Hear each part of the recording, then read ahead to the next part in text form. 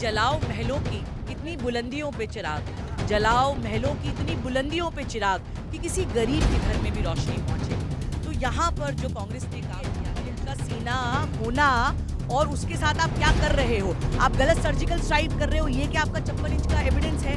राहुल जी को जब हम कहते हैं कि उनसे स्ट्रांग नेता हमने नहीं देखा, तो उसका एविडेंस है। मैं वकील हूँ, वकालत में कहते हैं कि सबूत दीजिए, तो सबूत क्या है? तो हमारे नेता ने तो सबूत दे दिया। मेरी भाजपा वाले स्ट्रांग हैं, तो भाजपा वालों का बहुत वेलकम है। हमारे नेता ने भाजपा वालों को निकलते हुए एक फ्लाइंग किस दिया। तो ये इस बात का है कि आप आइए, हमारे साथ चलिए और आप भी दिखाइए कि देश आपके राज्य में महिलाओं के खिलाफ हो रही हिंसा के आंकड़े लगातार बढ़ते जा रहे हैं और आप चुप्पी साथ लाल किले से झूठ बोलते हैं, साफ साफ झूठे बोलते हो। ना सिर्फ लाल किले से, हर जगह से मोदी जी सिर्फ और सिर्फ झूठ।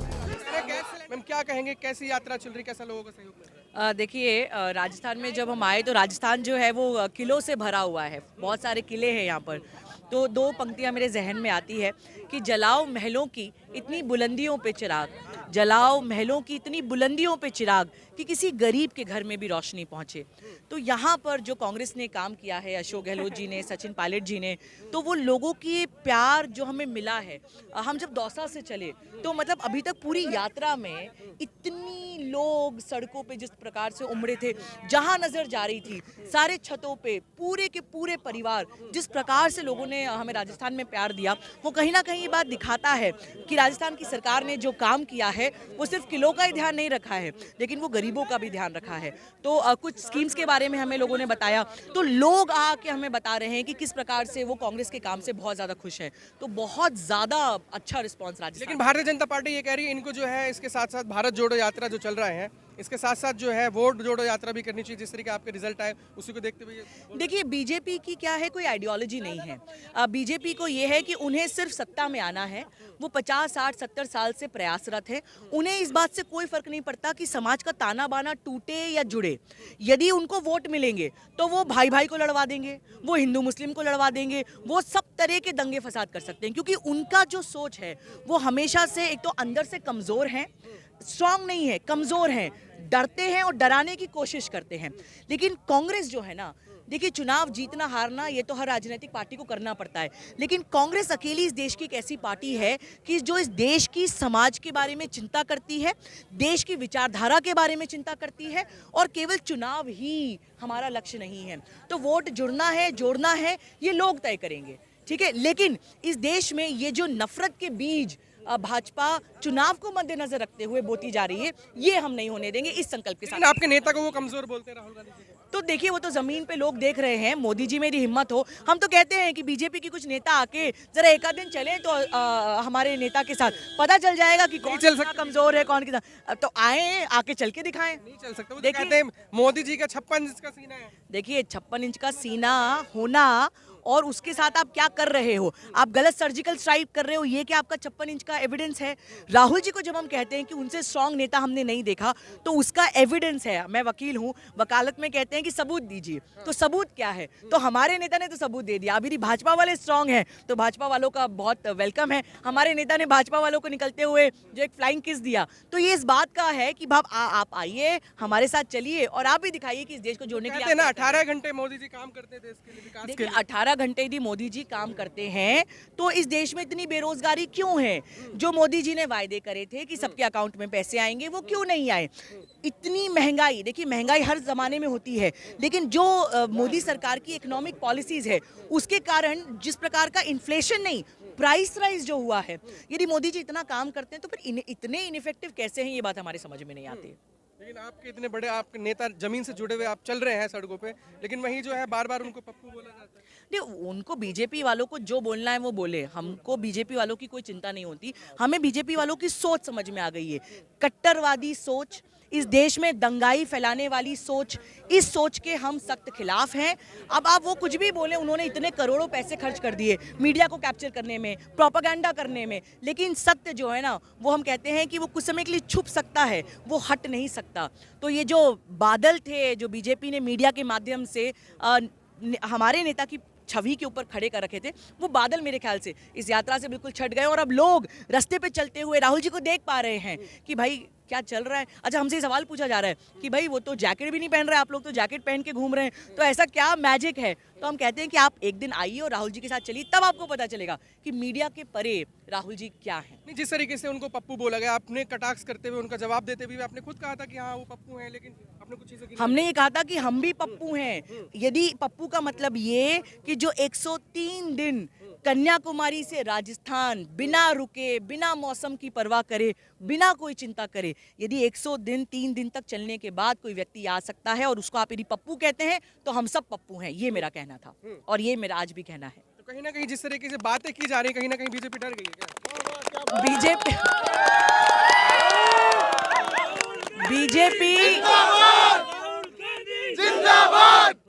बीजेपी डर नहीं गई है, बीजेपी बौखला गई है। बौखला गई है। बीजेपी को ये लग रहा है कि अब हम क्या करें, क्योंकि क्या है, बीजेपी का हमेशा का देखिए बीजेपी का स्ट्रैटेजी क्या था, जैसे किसान आंदोलन हुआ तो उन्होंने किसान आंदोलन पे चुप्पी साध ली, क्योंकि उनको लगा हम कुछ बोलेंगे तो ये और बढ़ेगा, तो उनको लगा कि भारत जोड़ो इतना तो नहीं बढ़ेगा, तो निकल जाएंगे चुपचाप शांति से। लेकिन जब उन्होंने देखा कि किस प्रकार से इस यात्रा में जन सैलाब उमड़ गया है, तो अब वो अपनी ही समस्या में फंस गए। अब वो रोकने की कोशिश करेंगे तो उनको लग रहा है और बढ़ेगा, तो अब वो बौखला गए, तो वो कुछ ना कुछ स्टेटमेंट दाढ़ी पे भी सवाल खड़े कर रहे हैं, मोदी जी की तरह दाढ़ी बढ़ा रहे हैं। दाढ़ी पे सवाल करेंगे, टी शर्ट पे सवाल करेंगे। वो जनता जो है, देखिए जनता बेवकूफ नहीं है, ये पब्लिक है, ये सब जानती है, ये जानती है कि आप राहुल जी की दाढ़ी और टी शर्ट पर इसलिए आ गए हो क्योंकि आपके पास बेरोजगारी, महंगाई के कोई जवाब नहीं है। तो हमारा सवाल मोदी जी और पूरी भाजपा से सिर्फ एक ही है, हम जो सवाल खड़े कर रहे हैं, इस देश में इतनी बेरोजगारी क्यों है, आप अपनी वोट बैंक के लिए नफरत के बीच क्यों बो रहे हैं, इस देश में महंगाई के लिए आप क्या कर रहे हैं, इनके यदि कोई जवाब हो और मोदी जी में हिम्मत हो तो प्रेस रिलीज, आप वार्ता करके बताइए। देखिए राहुल जी ने जिस राज्य से गुजरे सारे राज्यों में आपने देखा प्रेस कॉन्फ्रेंस करी, मोदी जी के पास अभी भी इतनी हिम्मत नहीं है कि वो प्रेस कॉन्फ्रेंस कर पाए, तो कौन ताकतवर है आपको नहीं कर। अच्छा, जिस तरह का ये समर्थन आपको मिल रहा है, देखिए ये लोगों का प्यार है, और ये लोगों का प्यार इसलिए है क्योंकि वो देख रहे हैं कि इस देश का भविष्य यदि कोई पार्टी बचा सकती है तो सिर्फ और सिर्फ कांग्रेस पार्टी है। जिस तरह के लोग जो है लगातार आपके साथ चल रहे हैं और लोग कह रहे हैं बीजेपी वाले देखिए मुझे कुछ कहने की जरूरत नहीं, मेरी तो आवाज भी नहीं आ पा रही है। लोगों का क्या प्यार है वो सुनने की जरूरत नहीं है, उसको आप दिखा सकते हैं। तो यहाँ पे इतना प्यार है कि लोगों को लग गया है कि यदि हमारे कोई नेता है तो वो सिर्फ और सिर्फ राहुल गांधी। 24 में बदलाव आएगा, जरूर आएगा, और जब तक 24 को आप भूल जाइए, इस देश में जब तक बदलाव नहीं आ जाएगा तब तक हम चलते रहेंगे। लेकिन वही ना, जिस तरीके से आप बात कर रहे हैं वो तो कहते हैं कि जितना साल आपने काम किया है, 70 साल आप सरकार में रहे, आप ये कह रहे हैं कि 8 साल में। देखिए बीजेपी वाले मूर्ख हैं, यदि वो ये समझते हैं या लोगों के बीच में ये फैलाते हैं कि 70 साल में क्या हुआ। 70 साल में इस देश में जितने एजुकेशनल इंस्टीट्यूशंस बने, जितने हेल्थ केयर सिस्टम्स बने, हमारा सवाल बीजेपी से है कि बीजेपी अपनी एकाध तो अचीवमेंट बता दे। मंदिर, मस्जिद, गुरुद्वारे की राजनीति के अलावा बीजेपी की सरकार इस देश के लोगों को ये बताए कि हमारा जो एजुकेशन सिस्टम था, क्या आपने उसके आंकड़ों में कोई बढ़ोतरी करी, जो हेल्थ केयर सिस्टम था क्या उसके आंकड़ों में कोई बढ़ोतरी करी।